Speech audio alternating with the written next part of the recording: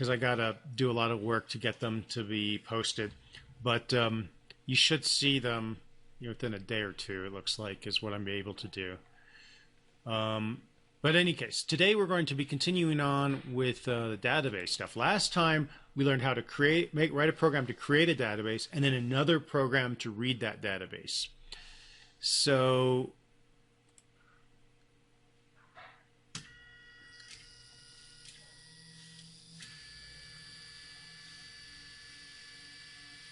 we're on this one. Let me get that loaded.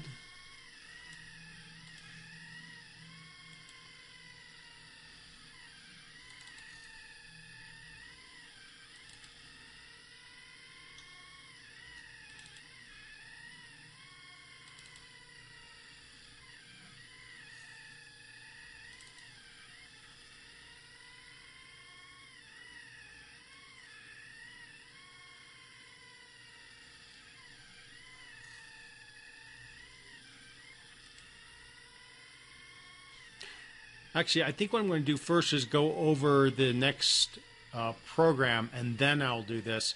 That way I make sure I cover it. So let's go look at the program for points in a database. And essentially, we got enough to do this program, because what you're going to do is you're going to make a program that stores your points. And so that first initialization program, you're going to, rather than having your points be in a file, you're actually going to use that initial program, that init program, to make a database with your points in it. And then you're going to modify your GUI program so that instead of reading from a file, it's going to read the points from the database. Does that make sense?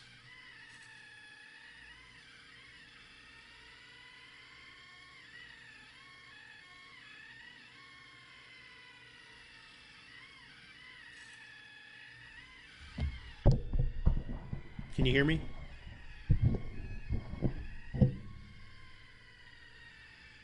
Okay. So all it is rather than using a file, we're going to use a database. And if you think about it, remember the initialization part? Kind of looks like that, right? Only we had two numbers. This for some reason has 3. It's kind of off, but you're going to have your numbers. You had some numbers, and then you had some text. Kind of looks like that program pretty close. And then as far as reading it, where you're currently reading the file, you're going to open up the database and read it from the database. Now, the cool thing is that when you read it from the database, it's going to give it back to you as a list of tuples. So a lot of that stuff you had to do with the file to read the strings and convert it to elements and convert it to line, you won't really have to do, because it's going to give it to you as a list of tuples. You'll just have to iterate through the tuples and make each tuple into a geopoint and add it to your list of geopoints. So in some ways, it might be a little bit less code to do it. But that's the modification you're going to make to work with a database. And the cool thing is, after this, you have a GUI program that interacts with the database. That is basically the structure of a large number of programs out there in the world.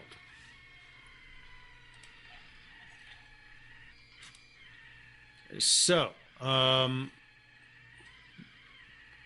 given that, let's take a look at, got too many things open, I can't find anything.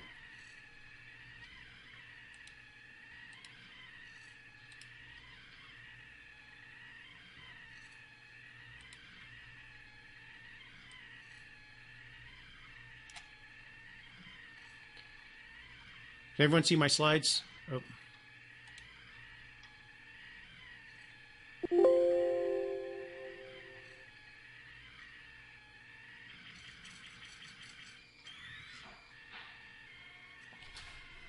So we're going to continue on, and we're going to finish working with our database program, and then make a program that does create, retrieve, update, and delete. And then we're going to make a program that allows us to, we're going to do it as a console-based program. This allows us to CRUD the data in our database. So let me see if I can find where I put the stuff we did last time.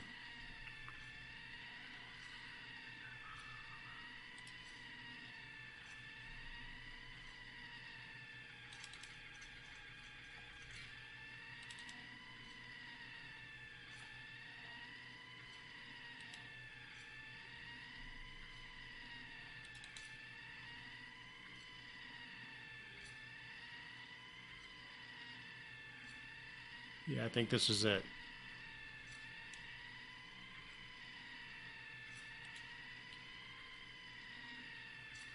So I think this is what we did last time. We did DB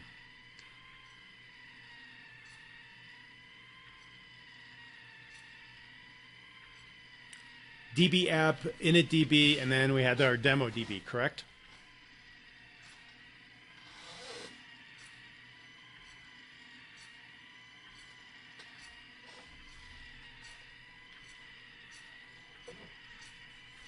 And this was our initialization program. And, you know, I'm going to delete this demo DB here and run my init code.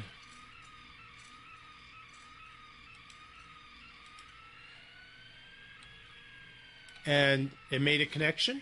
We made a cursor.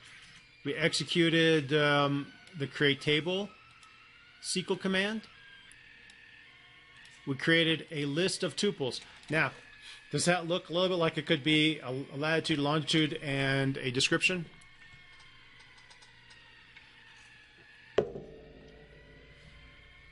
Yeah, so not that far off, right? And then we did a for loop through this table, and we just did this so that we could have our data in one thing, and we didn't have to write 5 kajillion insert statements. But we initialize our data here, and then we went through that and inserted into our table our numbers. Now, if you make this, don't call your table demo, call it table, you know, points or something like that.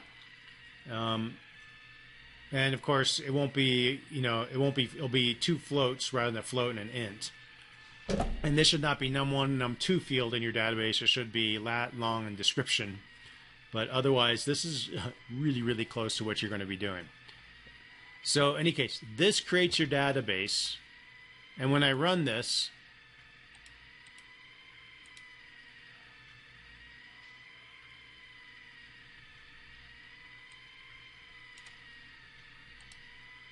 we can see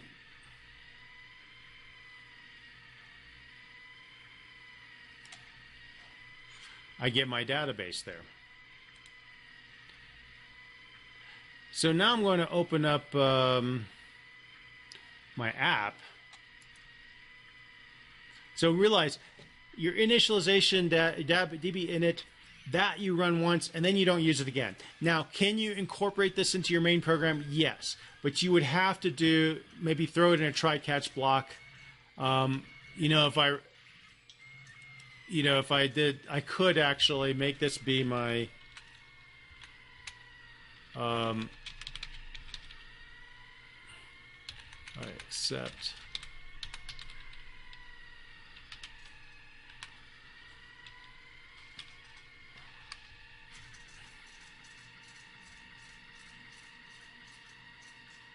I need to figure out what the exception is, so I'm going to do this real quick.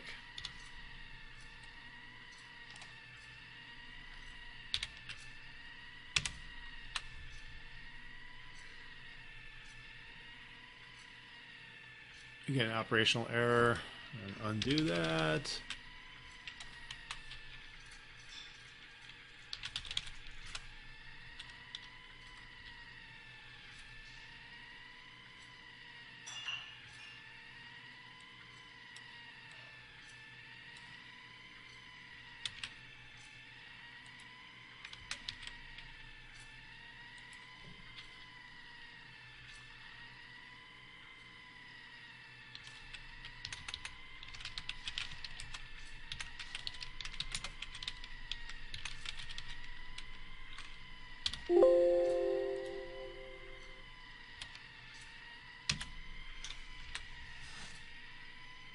So you could do this. You could put an accept in here, and this is actually a good way to do that. It says database already created.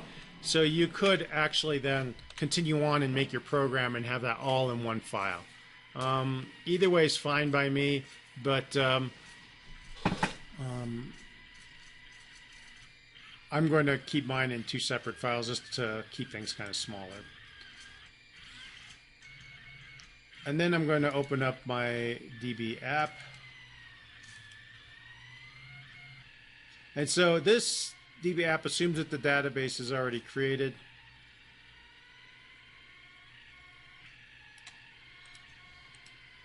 And what we did with this one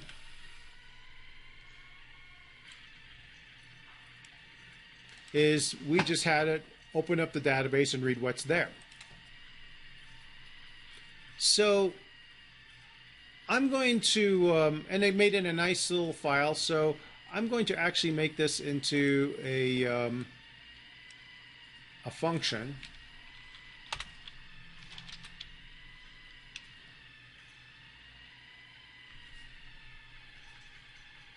Define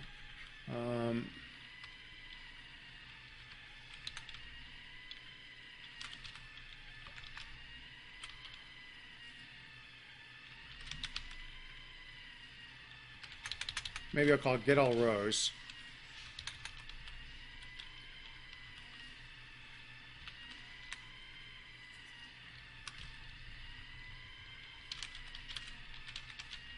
Get all rows from DB. And I'm going to take this part here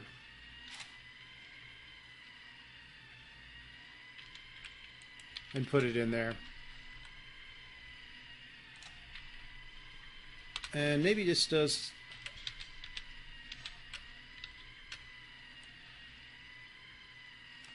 actually, yeah, I'm going to take this part, just tab it in, so it's part of this, and take this part,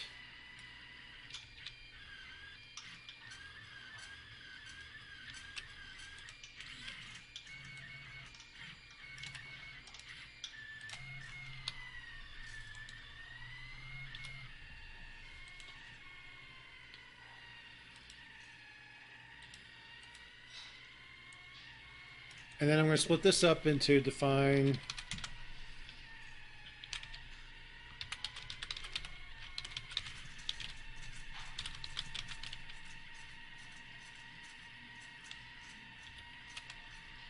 and I'm going to pass in the table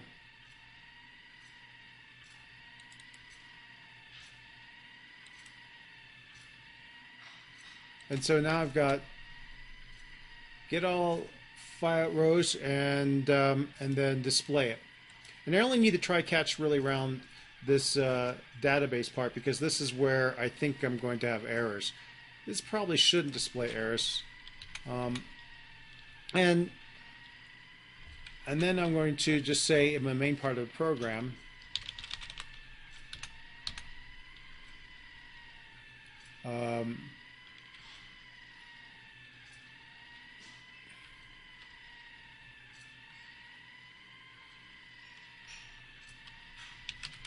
data is equal to get all rows from DB and then display table and pass in my data. Does that make sense what I'm doing there? I'm breaking this up into functions just to kind of make it smaller.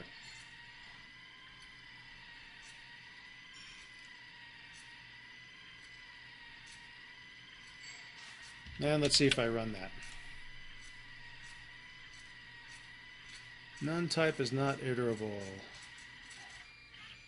Oh, I forgot.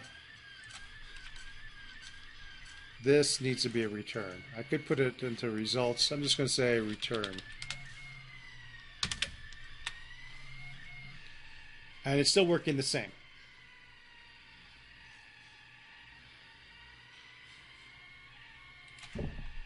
And here, yeah. Okay, so now that I have that, the next thing I want to do is I want to turn this into a menu thing. So I'm going to display the data, and then what I'm going to do is I'm going to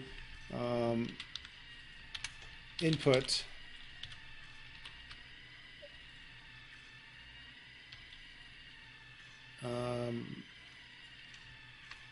let's see, we'll make an add item,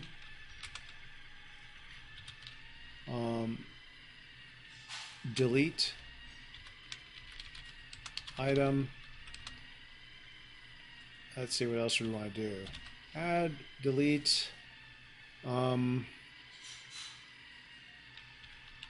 maybe update.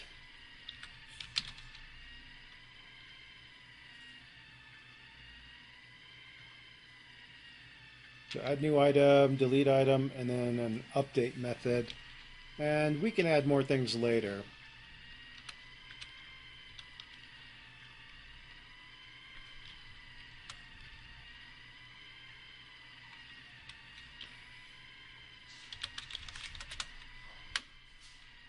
And then in here we'll say if,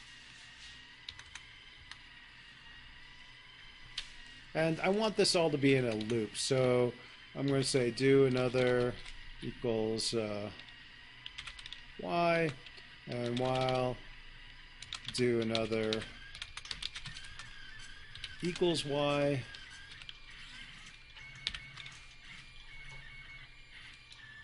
and I'm going to take the first element, dot lower,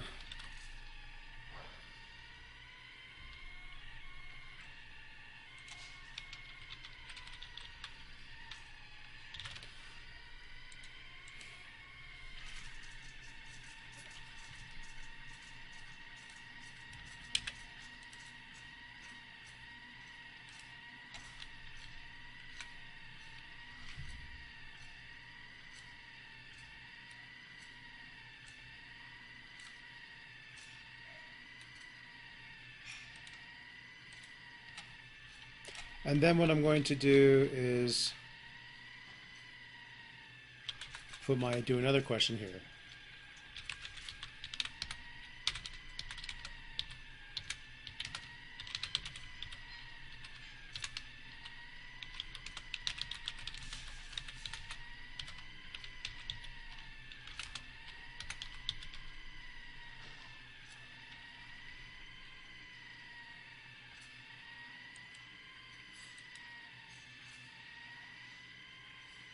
And just see what I've got so far.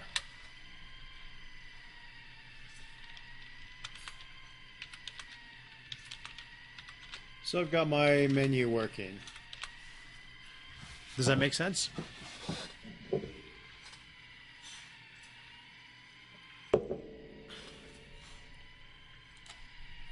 So in here, what I want to do is now I want to use an if statement. If option equals A,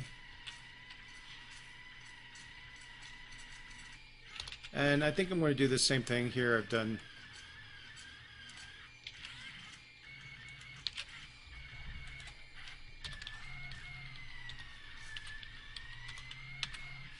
pregnant's lowercase a because I'm going to lowercase whatever they provide me, so it's case insensitive.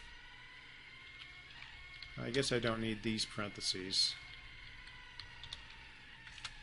Just to test to make sure it's working, I'm going to just start off by saying print. You picked A.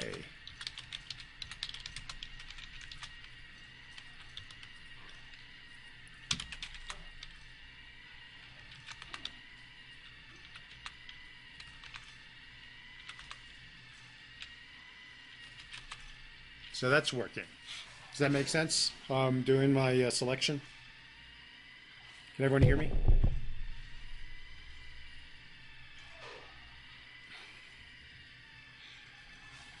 So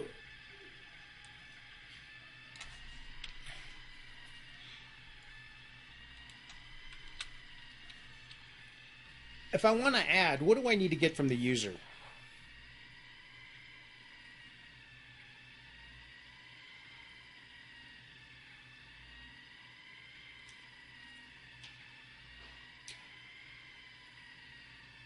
Yeah, information.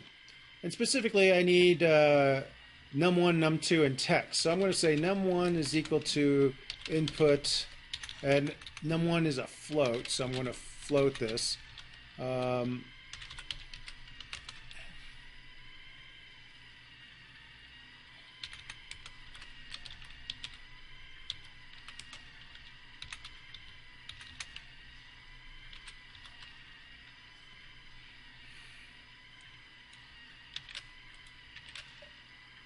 And then I need num2.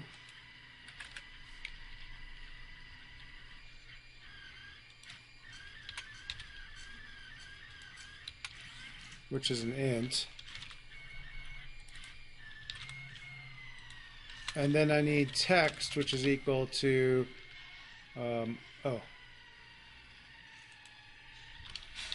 forgot something.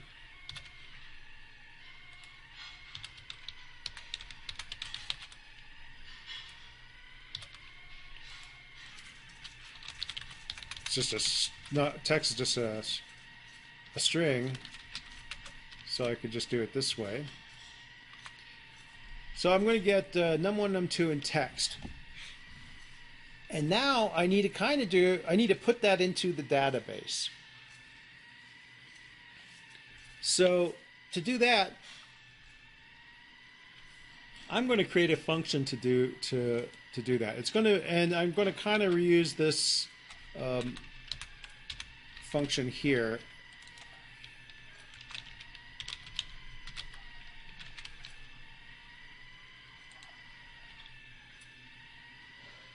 And to add something to the database, I'm going to pass in num1, num2, and text. I'm going to open my connection. My SQL command, though, is going to be different. And I'm not going to do a cursor.fetchAll.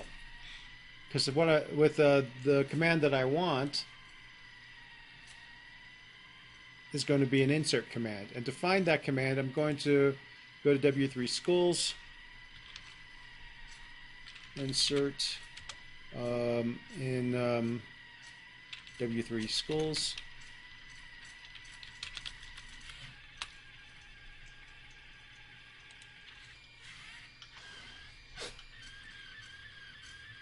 And if I look at the format, it's insert into table, value 1, value 2, value 3. Something like that. Well, I could, actually, I'm just going to copy that because it's pretty close.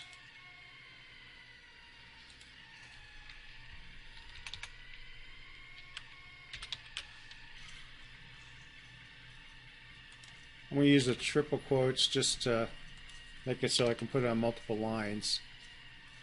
And table name in this case is what?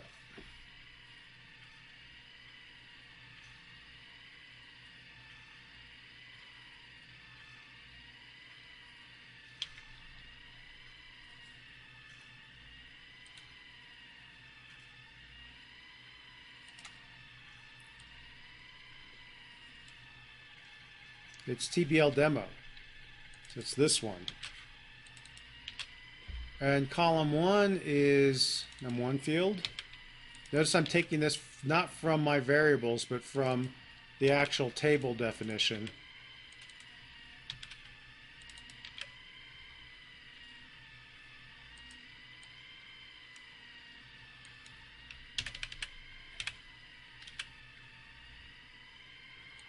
And what should I put in for these three values here?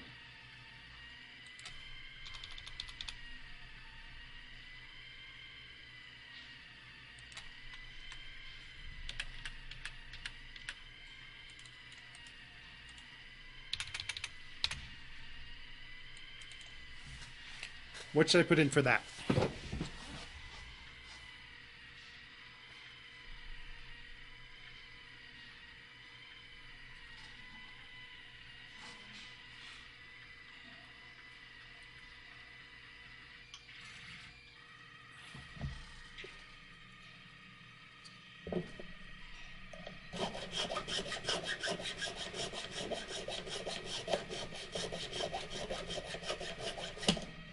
And there's a hint right over here.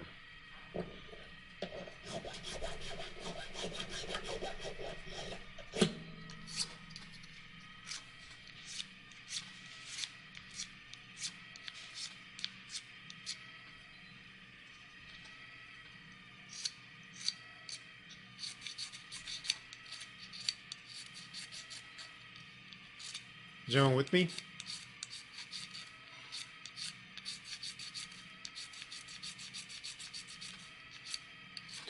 So when we initialize this, we kind of have this exactly the same command right over here.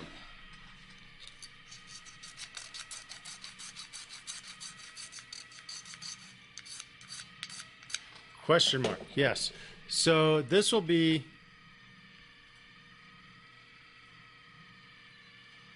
Control Z. Don't want to change that one. So this will be question mark, question mark, question mark. Now here I put the string right in the SQL command. This one I have it going into a variable, and then it goes in here.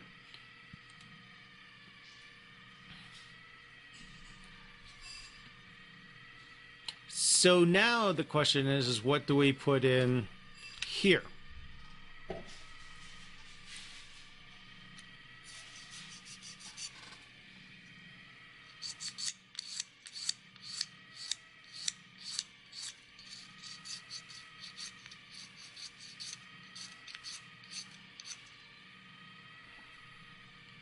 And it's similar to this.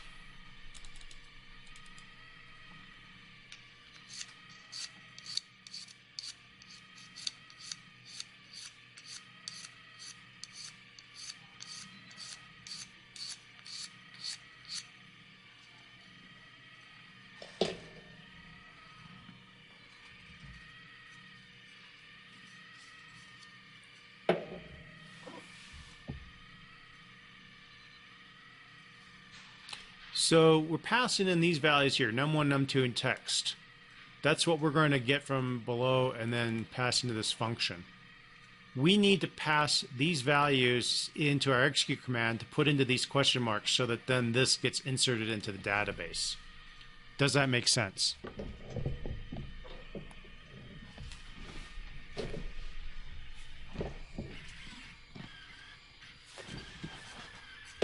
So it'll look something like this.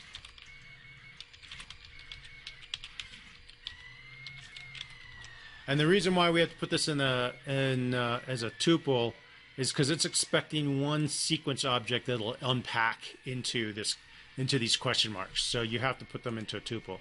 The other option would be just to pass in one variable here and pass it in and expect the user of this function to pass those in as a tuple. Whatever your preference is on that.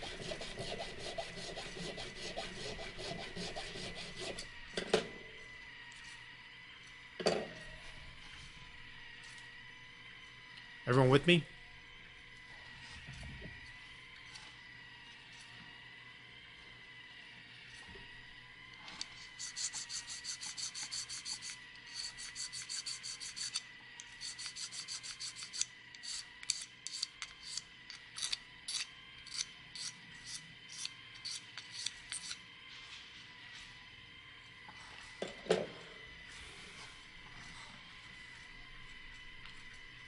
Okay, so now we've got a function that we can pass values to that will put them into the database. So down here, we will call that function. And it's add item to database. We're going to pass num1, num2, and text into add item to database. And I think this will work now. So I pick add, we'll put 4.4, put 44, line for text.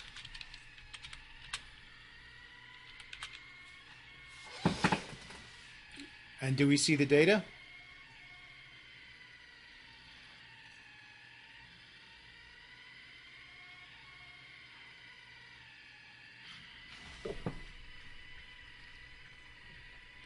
So notice that what we're doing is we're putting things into the database with this add item to DB, and then we're using get all rows from database and display table to display information. Does that loop kind of make sense?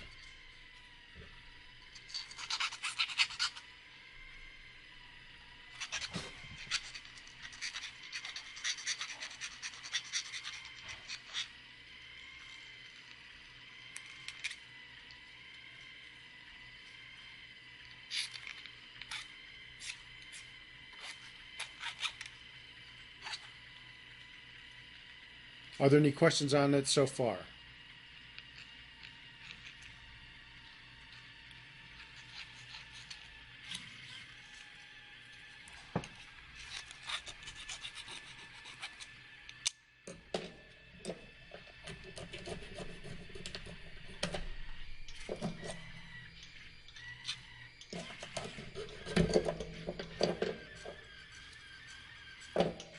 Okay, so what's the next function we need? Delete. Now, for a delete, we need to be able to specify which element it is. And so it turns out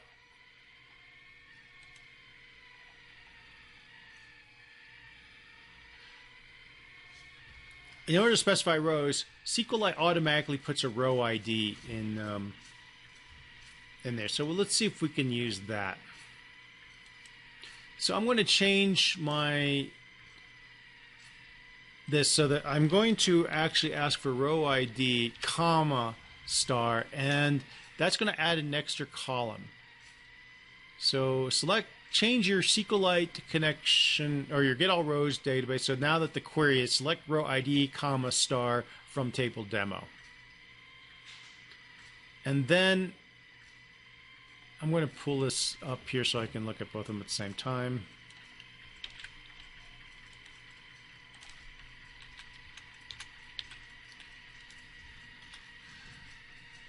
And so because there's an extra column, I need to add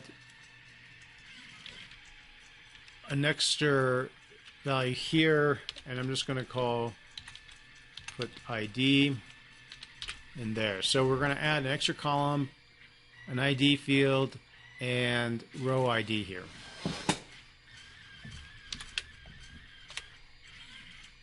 And you notice that there's an ID field for the row. So that's convenient because we can use that to select and to specify which element we want.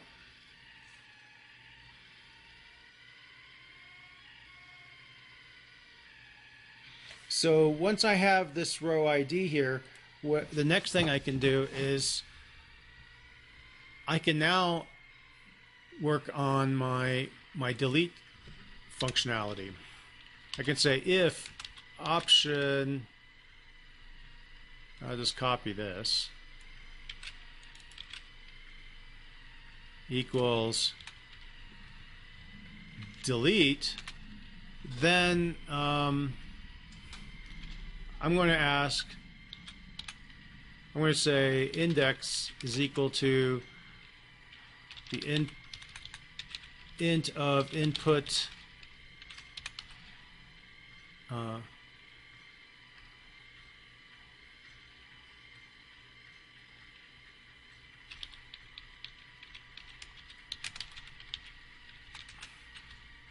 which item do they want, and then I'm going to basically just get the item, and now I need a function to do the delete.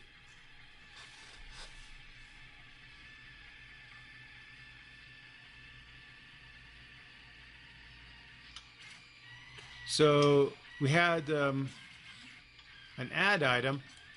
I'm going to just copy this and maybe see if I can use some of this to repeat.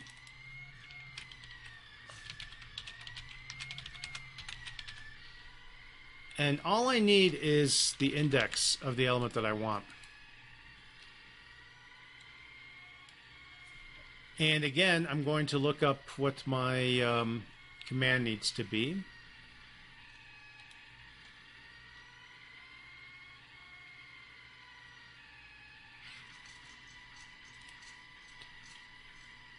And if we look up in here, we can look at the delete command.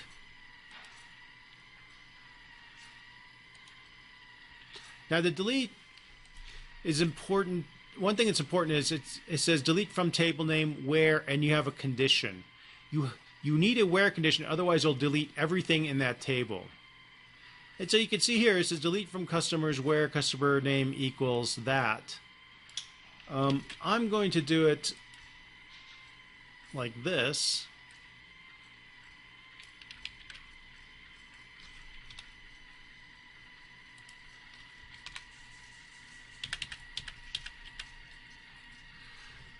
Delete from TBL demo where row ID equals, and what do I put here?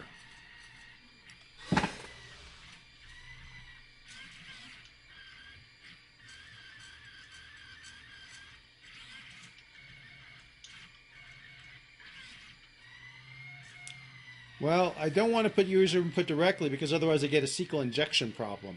So what do I put instead to prevent SQL injection? Question mark. And then in here, what I'm going to be passing in is the index number that I get passed in to here.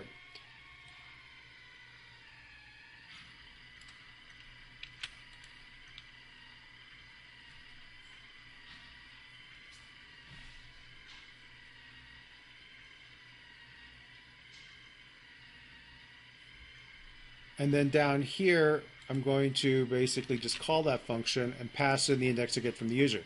So I ask them, user which item, that gets placed in here. The index goes in here, and then it figures it out. Now, the one thing I never remember is if I need to convert to an integer or not, or if I can just take a regular input. So I think it needs to be converted to an integer, but we shall see. So now I'm going to do my delete. I'm going to say 4. And yes, so actually I need to leave this as a string.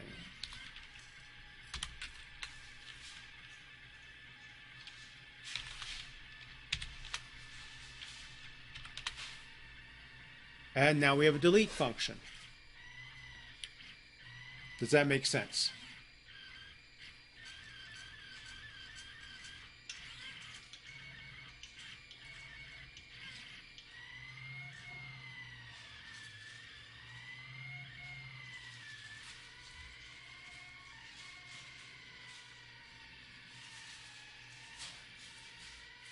So now I got one other thing left. So we can add, we can delete, and now we just need to be able to change what's already there. So that's going to be very similar. And I'm going to start off again by looking at my SQL command. And there's an update method here somewhere. There's update. And it says update table name, set these things where some condition equals true. So that's the command I'm going to need to do. So I'll copy that, and I'll put it down here for a second. I should have started writing my program. I'm going to repurpose the delete because it's actually not unlike that to some extent. And this is going to go in here.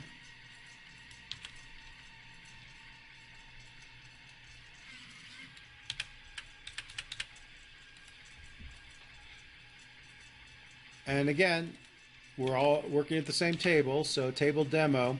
And you notice it says value equals column, value equals column. So we're going to have to, just like the, it's kind of almost like a combination of the add and the delete.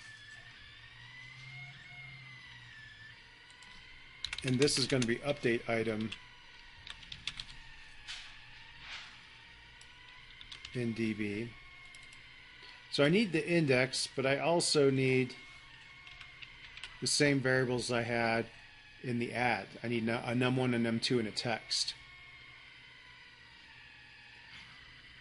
And so, again, I'm going to reference my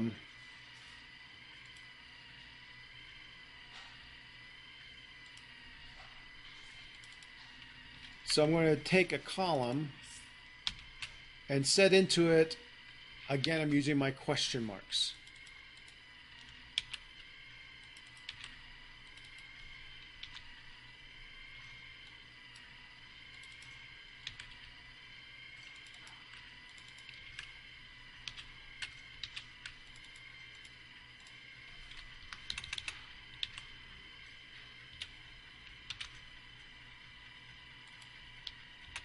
Press this out a little bit so that you can see it.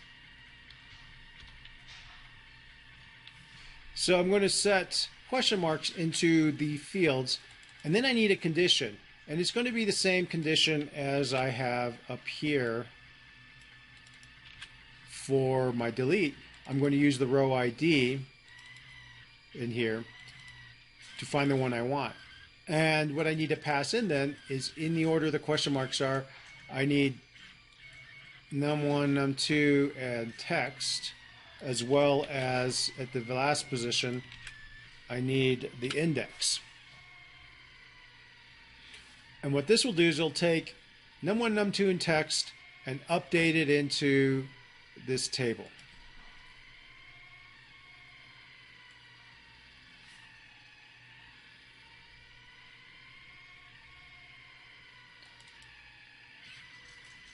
And maybe just to keep this all consistent, I will do that.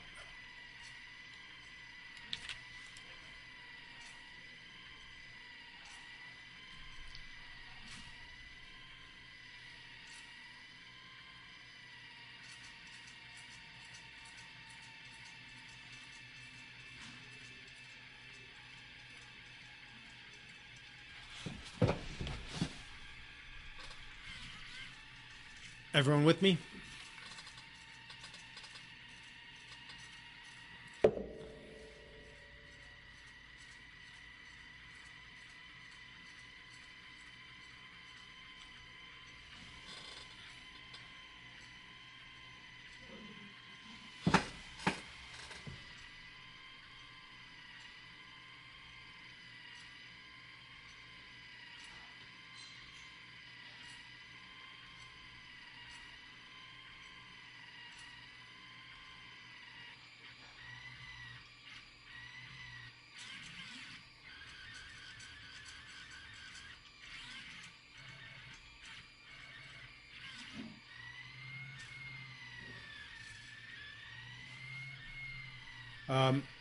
I moved it so that when I was talking about it, you could see it. It's up here. I just moved it next to get all rows temporarily.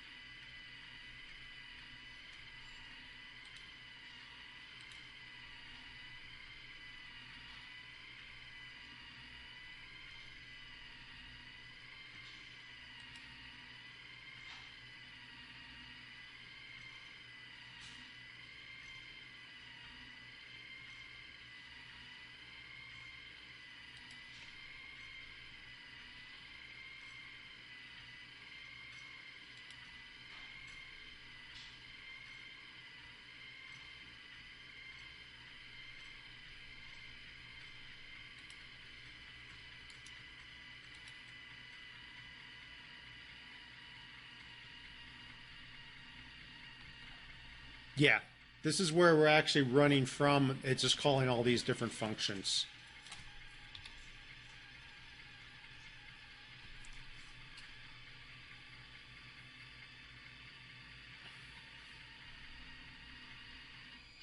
I wonder if I can...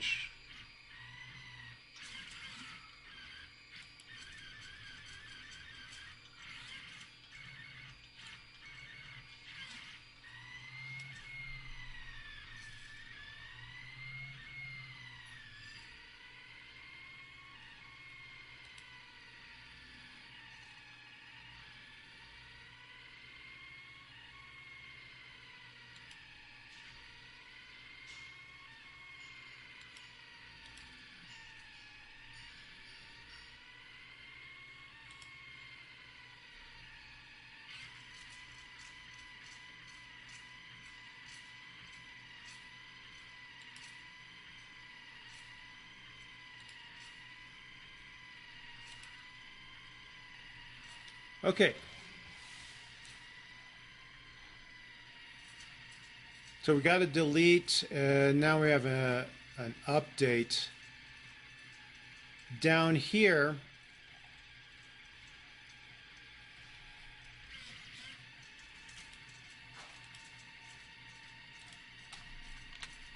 we need to say if option all this.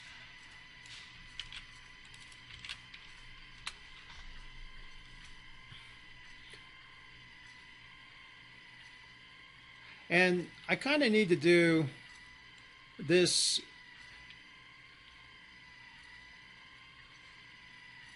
the same way, but for now I will just I need that question, and then I also need this question too. I want to ask the user which item, and then also the num1 and num2. And then what I'm going to do is call my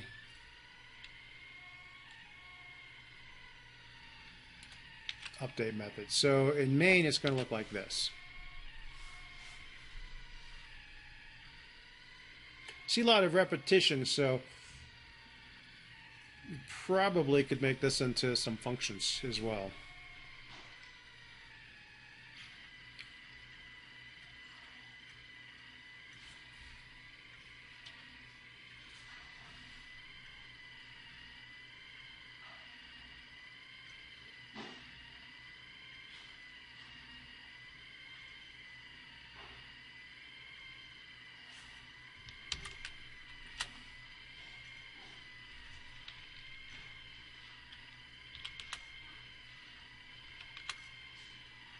Ah.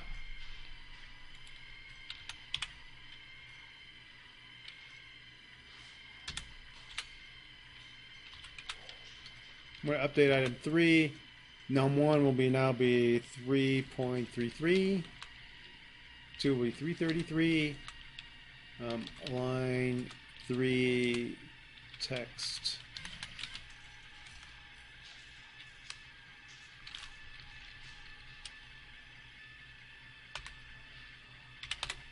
And now we can edit.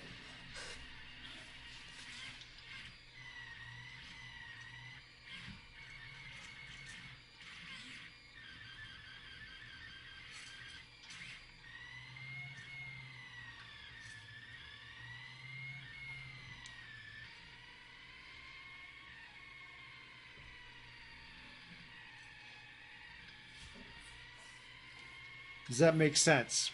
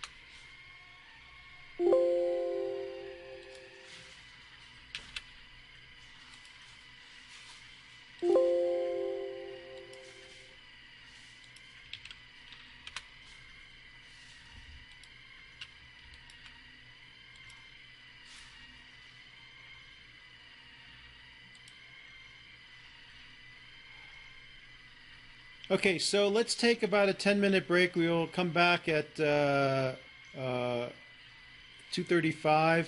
In the meantime, I've put these programs under Chapter 13 database as I have them right now under Project Made 8 April 2020. So if you have errors, you can compare them against the code that I have and see if you can find where the error is.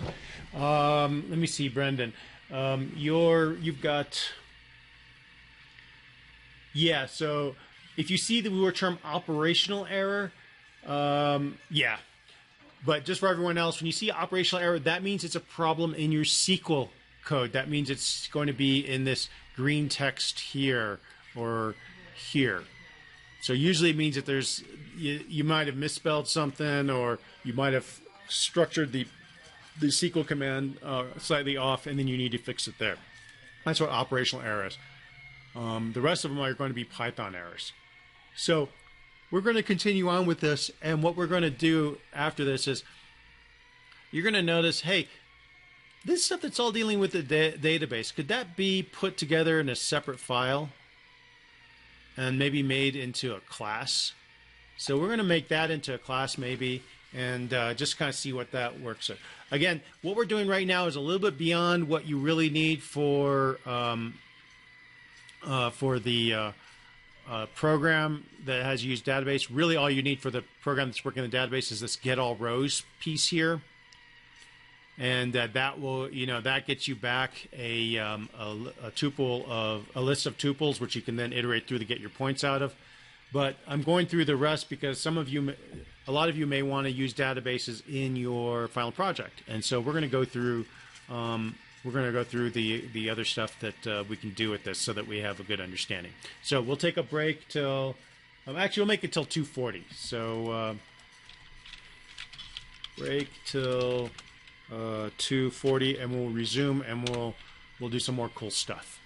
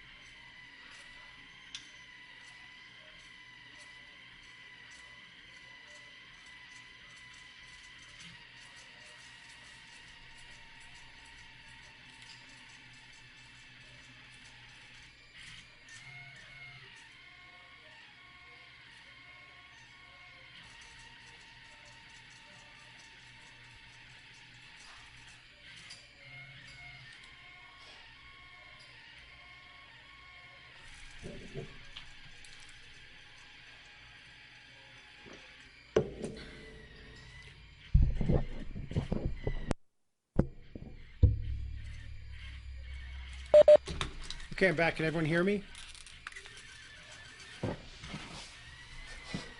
Horizontal scroll bar and idle. I don't think there is. That would be handy because if you go over the line, you kind of have to do character turns and tabs and stuff. There are actually better IDEs than idle. Visual Studio Code is one of them that kind of works better. But let's see what we've got. Options. Oh, line numbers are nice.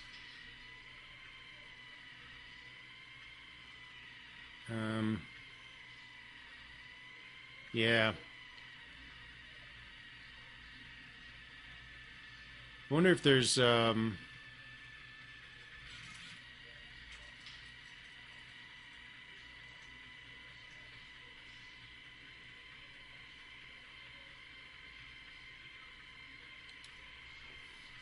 under configure, there might be some things.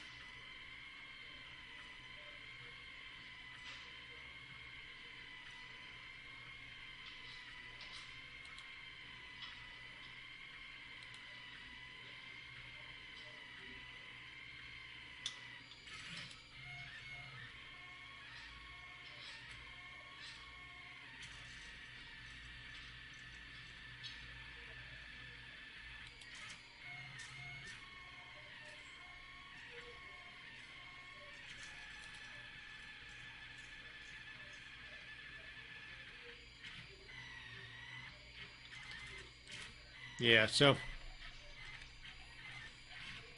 in any case, let's see, where are we at next? Okay, so I was going to say this stuff actually, other than display table, I'm going to take my display table and move it.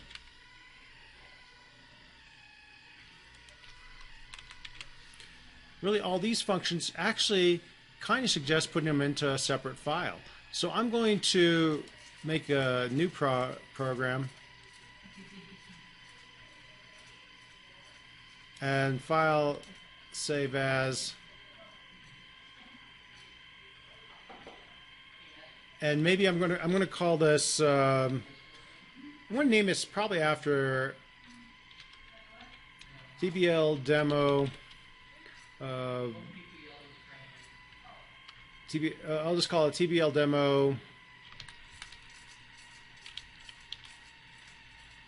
I don't know if I want to use the word context at this point. DB interface. It's kind of long. You could probably come up with shorter names. I want to save that. And I'm going to take all of these functions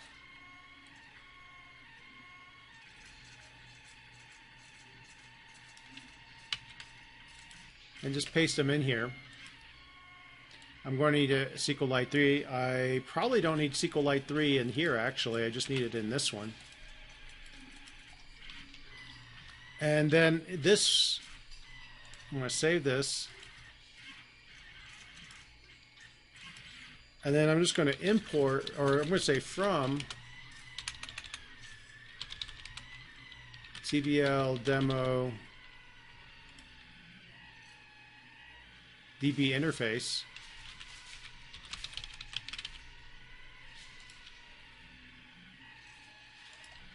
Import star. So we'll import all these functions and let's see if that works.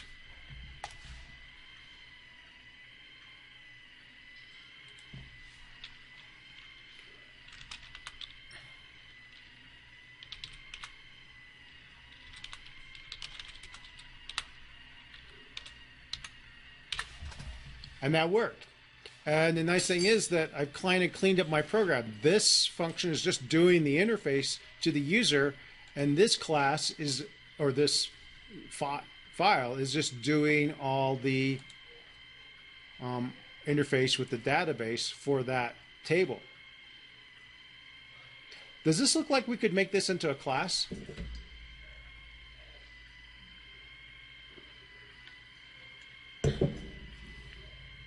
Yeah, so maybe what I could do is I could go in here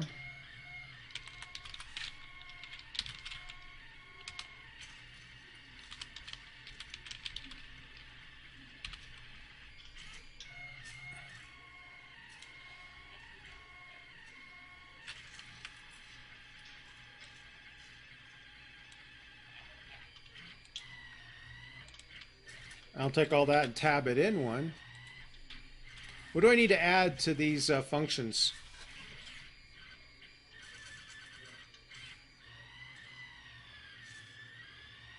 Yeah, I need to put self in here.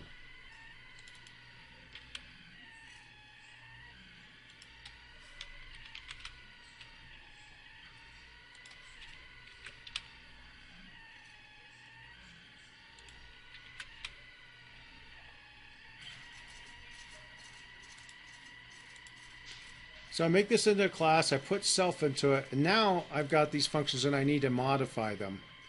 So really, I'm just going to import TBL demo. And that means that now these functions all have to get TBL demo in front of them. So all these database calls become this.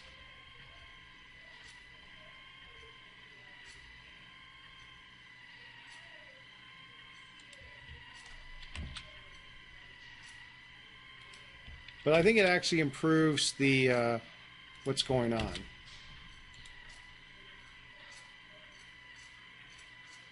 To add, delete, and update, and get all rows.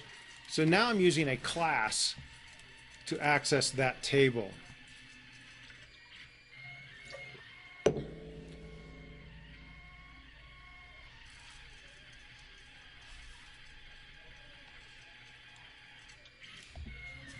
And this needs to be at the top. Something happened weird.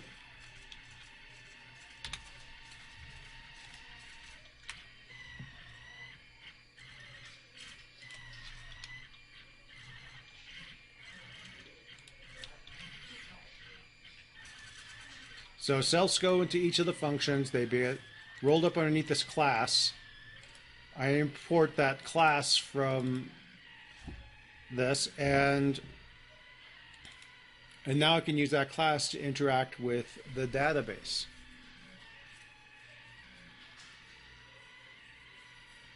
Does that make sense?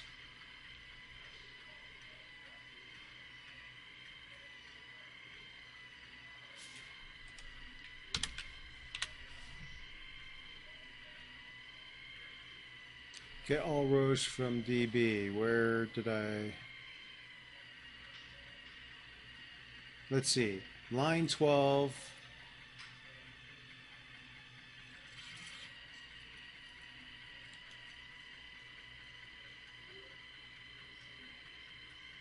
Oh, I forgot to actually make a table.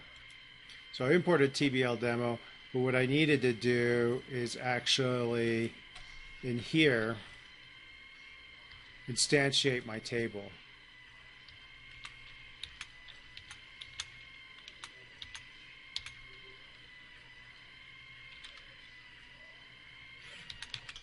I'll just call it data.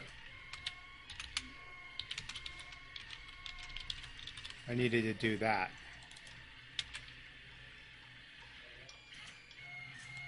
And that's what needed to go here.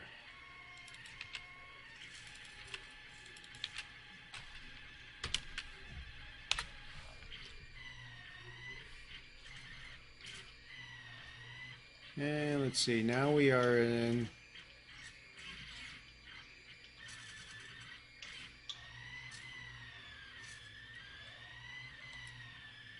we're missing a connection.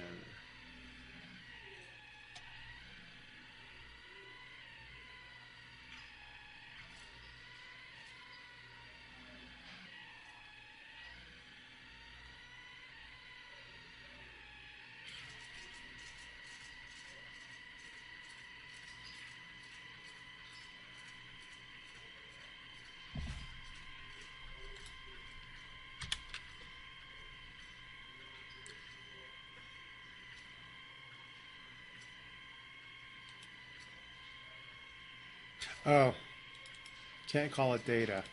I'll call it a table.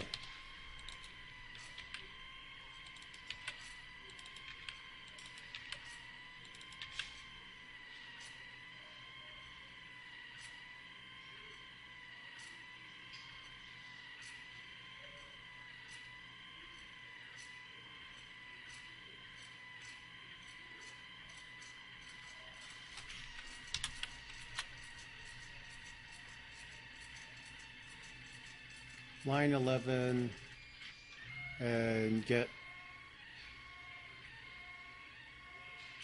so line 11 we're having a problem.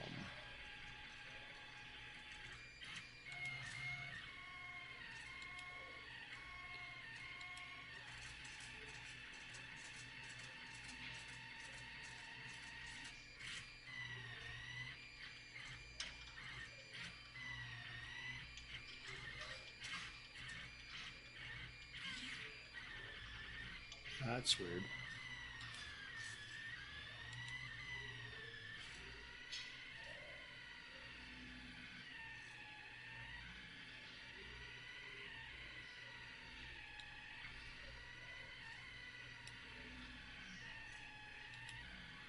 Might be because of these try catches in here.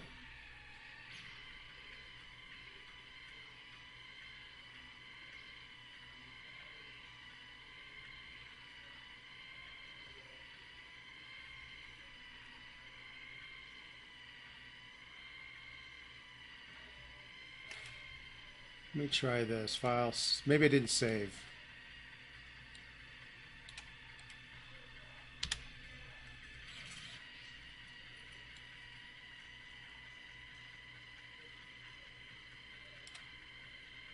Oh, it did work. Okay, I just forgot to save.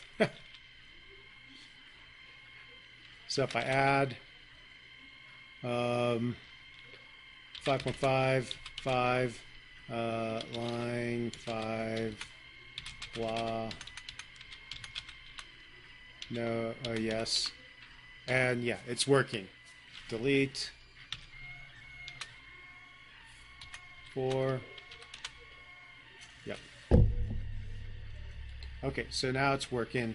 I just forgot to save my code. So what we can see is we can actually roll this up into a class, and this is actually a nice way to do it. You could actually fill this. There's a couple different strategies. If you look up domain-driven design, they talk about different ways of setting up your classes for a database application, and you might make these interface classes between your application and the database. This is called a layer, basically. A couple ways you can do that is you could actually make a context class which would represent the entire database, and it would have a collection of tables, and each table might have a different class defining how it's going to access the database. Because you would do that because you have different fields and different ways these things may be organized, and because it's a class, there's a number of neat ways you could probably set this up to make it a little bit more efficient. There's probably some libraries out there that could also automate how you do this kind of stuff a little bit, but that's pretty far into how we could do this. Let me ask you this: if I made a GUI program, could I just reuse this class with that GUI program to access the data? Yeah, this is. Notice that I don't. Do I have any? When I wrote this, did I put any print statements inside of this class? And that's on purpose, because all my prints, notice that all the functions in here, they all have print statements and input statements. So really, this is my view, my interface layer between the user and the program. And this is my model, which is my interface between the program and the database. And this structure, you'll see different terms for this: model view controller, model view presenter, MVVM. There's a lot of little complex patterns that they talk about for this, but basically the idea is you separate out the view part and the data part. And what that allows you to do is you can reuse this with a GUI program or with a console program, or if you made a web program, you could probably still use this to do the database part with the web program. And that makes your code much more modular. Does that make sense? So I think that's enough for today. Most people's brains are probably full with that. And again, the second part was really just to give you all something to with your final project to dig into if you wanted to. You could make a database thing like this, and then use that data to store things. And so, if you have like some kind of collection that you have at home, and you want to make an inventory program for it, this would be a natural final program to make, and that would meet all the requirements. If some people are into role-playing games and things like that, you could make something to keep track of characters. I knew someone I had a student who was an author. They made a database type application to kind of organize their storyline. So there's a lot of different things you could do with this. Your final project can be a Raspberry Pi. Unfortunately, hackerspace is kind of closed because of the way things are. So probably easier to do a programming type of thing. And the last assignment after this database one is really just your final project, which is your choice. You can make it a console program, you can make it a GUI program, you can either store data with a file, or you can store data with a database, and it needs to be reasonable complexity for what you should be able to do after this program. So, and the rest of the semester, I'm mostly going to be doing things that are just kind of fun that you might use in a final program. Next time, we'll look at screen scraping, which is how to write a program that can read the web. So that's usually kind of cool, and we'll continue on from there. Are there any questions?